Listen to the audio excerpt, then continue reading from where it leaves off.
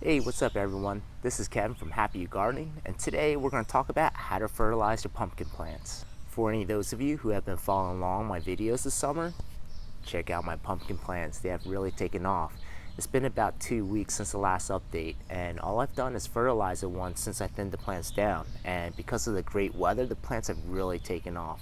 So let's talk a little bit about the fertilizers and what you can do to get the best out of your pumpkin plants. Now, right after I thinned out my plants, I started feeding it right away. And up until that point, my vines were growing primarily on the compost and the garden soil that I had put in the ground. But because of how heavy pumpkins feed, right after I thinned out the plants, I started applying fertilizer to encourage the best growth. Now, if you're new to growing pumpkins, I highly encourage keeping it simple and just giving it a dose of general fertilizer and following the instructions. So what you have are some options. For example, you have your Job's Organic, which is a 253. Now these three numbers represent three things in the fertilizer. The first one is nitrogen, the second number is phosphorus, and the third number is potassium or potash. And with any fertilizers that you use, you want to make sure you take a look at these numbers.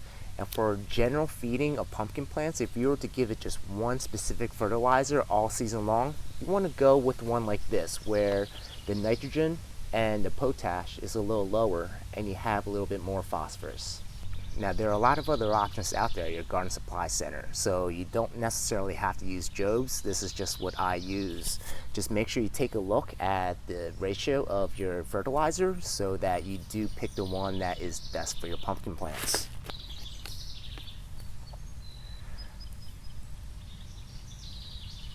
And once you're confident that you can fertilize your pumpkin plants with basic fertilizer and not killing them or getting a good yield, and you want to take it to the next level, you can start providing your pumpkin vines with different kinds of fertilizers throughout the season. So let's take a look and see what I do throughout the season. Now, right after I thinned down the vines, I gave it a dose of this general fertilizer. And then to encourage vine and leaf growth, you want to give your vines something that is high in nitrogen. And for myself, I use this Alaska Fish Fertilizer, which is 511. Nitrogen you have to be a little careful of, because if you provide too much nitrogen, you can in fact burn your vines and burn your leaves. So nitrogen, just make sure you stick to the directions provided on the fertilizer and do not give it more than what they recommend. Now, after several weeks, when your pumpkin vines start forming flowers and pumpkin buds, you want to give your vines something that's high in phosphorus. So what I'm about to do today is actually give it another dose of this general fertilizer, and then I am going to give it some bone meal. And bone meal, if you take a look at this, it is 4-12-0. So it has a 12 for phosphorus. And phosphorus is great for encouraging fruit growth and blooms. With phosphorus, you don't have to be as careful as nitrogen. Of course, you want to follow directions on the specific fertilizer you're using, but you can't burn your plants like how you can with nitrogen. And same with potash. Now, once your vine starts taking fruit and you have pollinated a couple of fruit, or you see some pumpkins growing on your vines, you want to start giving your plants some more potash or potassium. And I personally use Espoma Potash. And you can see that this is 0060, so a lot of potassium.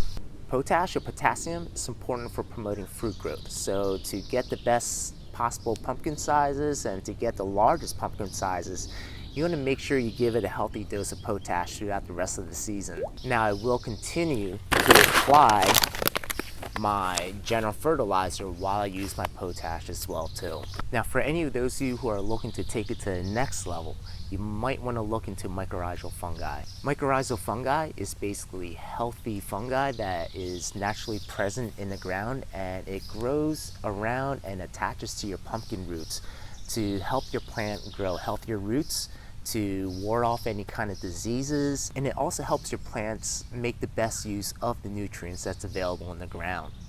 I myself use brands that are typically used for hydroponic applications, but they are coming out with a lot of pumpkin-specific mycorrhizal fungi now. So take a look and Google it, and you can definitely find a lot more on the internet.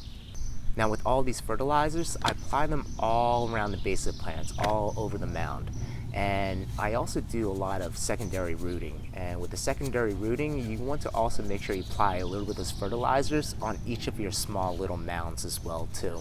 And one last thing, for any of those of you who grow your pumpkin vines over your lawn like me, something you want to be mindful of is what kind of fertilizer you apply on your lawn early in the season.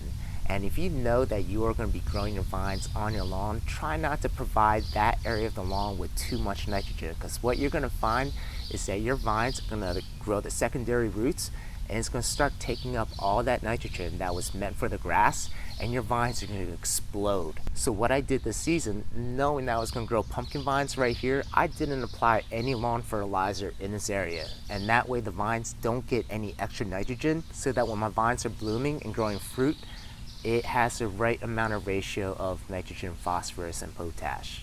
So there you go. That's how I fertilize my pumpkin vines throughout the season. If you enjoyed this video, be sure to click the like button below to let me and others know that this video is helpful. And don't forget to subscribe to my channel for more indoor and outdoor gardening videos. Thanks for watching, everyone. Until next time, happy gardening.